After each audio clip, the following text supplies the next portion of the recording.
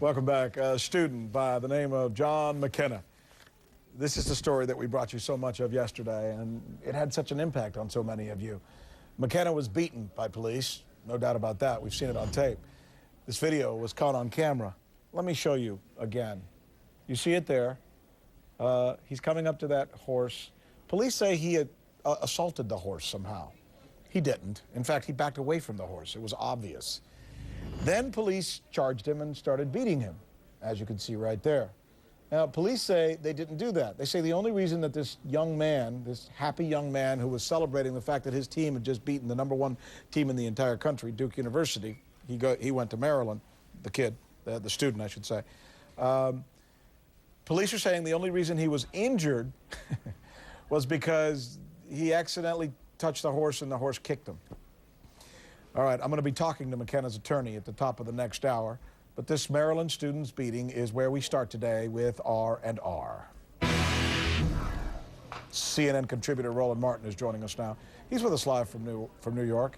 Boy, a lot of people, I'll tell you, I got as many tweets and emails and responses yesterday about that video alone than I've gotten around here in an awful long time. Your thoughts? Well, first and foremost, Rick, you asked a critical question yesterday, and that is, why didn't another cop intervene and say, guys, we shouldn't be doing this? And this is a fundamental question that we often want answered whenever you have these alleged police brutality cases. But also, I think there's also another important issue here, and that is you have police officers who are running campaigns across this country saying, don't cut this, don't snitch stuff out.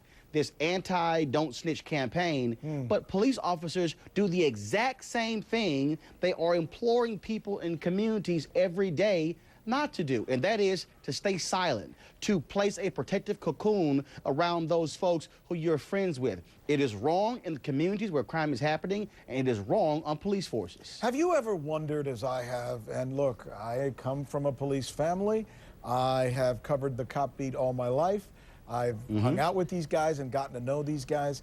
If sometimes you use the word cocoon, it almost feels like they're not part of the community, that they only go into the community to police it, but they don't get to know anybody in those communities. They're not people to them. They're just, well, almost like, and I hate to say this, because I don't mean this to sound like all cops think like this, but it's almost like the enemy.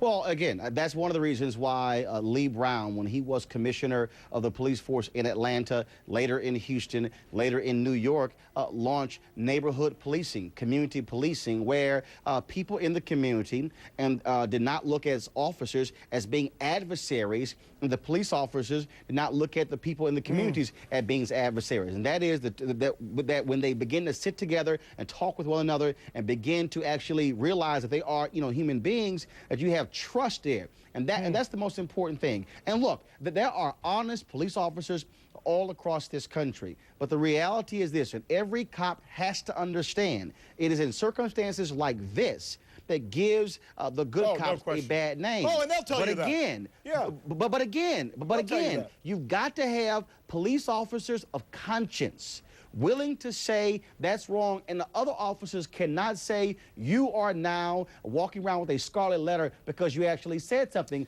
It is the culture. The same thing happens in the communities where people say we're going to shun you, distance ourselves from you if you actually tell the truth. I'm sorry, that's not acceptable. Finally, Ben Roethlisberger.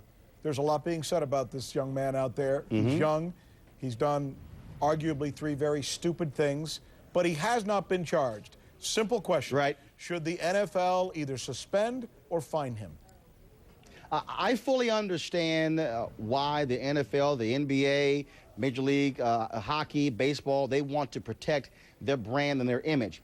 But I do have an issue when someone hasn't broken a law, when someone hasn't been charged, when people make allegations against them and they simply don't go to a trial where you still penalize someone. We discussed this last night on M Squared, the segment on Campbell Brown's show with Mary Madeline and myself. And that bothers me because you're giving the commissioner all of this power. And so what happens is when you suspend him, is in effect, you're telling the public he's guilty, when in fact, he isn't. And so Well, I would ask the question, wouldn't the commissioner, wouldn't an owner want to be seen as innocent until proven guilty, as No. opposed to saying, I'm going to denounce you, even though nothing happened? I mean, so that's kind of bothersome there. Your point is well made, and by the way, let me just ask, as a complete homer that you know that I am, and as a Miami Dolphin fan, that I am delighted that the Dolphins today signed with a huge contract Brandon Marshall, who's arguably the best receiver in the NFL. You don't even have to answer that. And speaking of that, but Rick, here's important. He was also a player who got in trouble, was suspended because of alleged domestic violence. But I would also say that I was there in Miami when my Houston Texans beat your Miami Dolphins. Up. So enjoy it all you want to. Just remember this: in all these young men's cases, Mark Twain, I think, is the one who said it. Youth is wasted on the young. Thank you, Roland Martin. Well, We'll yes, see you indeed. next